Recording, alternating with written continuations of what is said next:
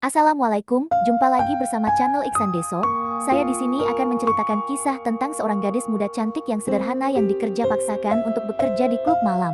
Jangan lama-lama, kita langsung ke kisahnya. Sebelum lanjut, jangan lupa subscribe, like, komen, share, dan nyalakan lonceng notifikasinya agar tidak ketinggalan cerita menarik lainnya.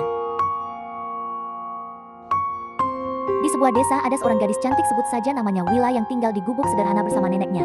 Namun kemudian hari Wila ditawarin pekerjaan di kota.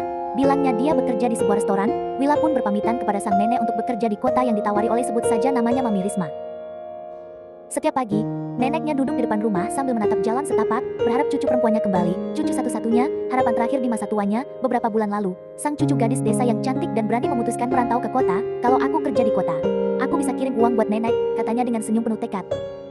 Wila, gadis desa polos yang merantau ke kota demi mengubah nasib. Tapi siapa sangka, niat baiknya justru dijebak. Ia dibohongi oleh seseorang yang ia percaya. Dibilang kerja di restoran, ternyata tempat itu adalah klub malam. Wila pun diperlakukan tidak baik. Dia sering dimarahi oleh Mami Risma, kadang dipukul. Wila pun hanya bisa menangis dan pasrah. Setiap malam Wila menangis, bukan karena lelah, tapi karena merasa terkurung. Tapi di balik air matanya, Wila punya satu harapan, suatu hari, aku akan bebas dan pulang ke pelukan nenekku di desa.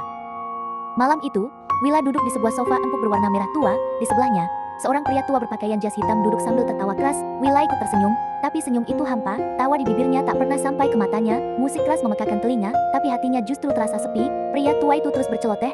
Wila hanya mengangguk, pura-pura tertarik. Dalam hatinya, hanya satu yang ia pikirkan. Aku harus keluar dari tempat ini, apapun caranya.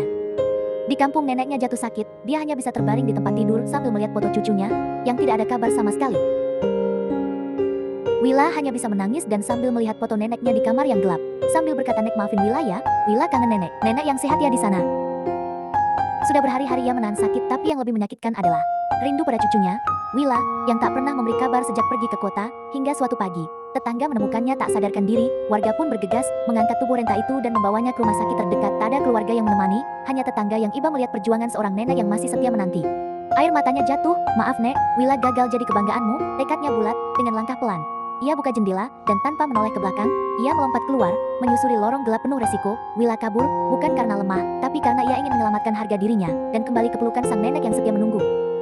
Di sebuah persimpangan jalan, ia melihat sebuah truk tua pengangkut sayuran berhenti sebentar. Dengan suara lirih ia memohon, "Pak, bolehkah saya numpang sampai desa?" Supir tua itu menatapnya iba, lalu mengangguk pelan, "Naiklah, Nak." Wila menangis pelan, bukan karena luka di kaki, tapi karena harapan di hati mulai tumbuh kembali. Setelah menempuh perjalanan jauh, truk itu berhenti di tepi jalan kampung. Di sana, neneknya terbaring lemah, wajahnya pucat, tubuhnya lemas, tapi saat melihat Wila, air mata keduanya tumpah. "Maaf, Nek, Wila pulang." "Wila pulang?" Nenek menggenggam tangan cucunya erat. "Nak, pulangmu adalah obat paling mujarab buat nenek."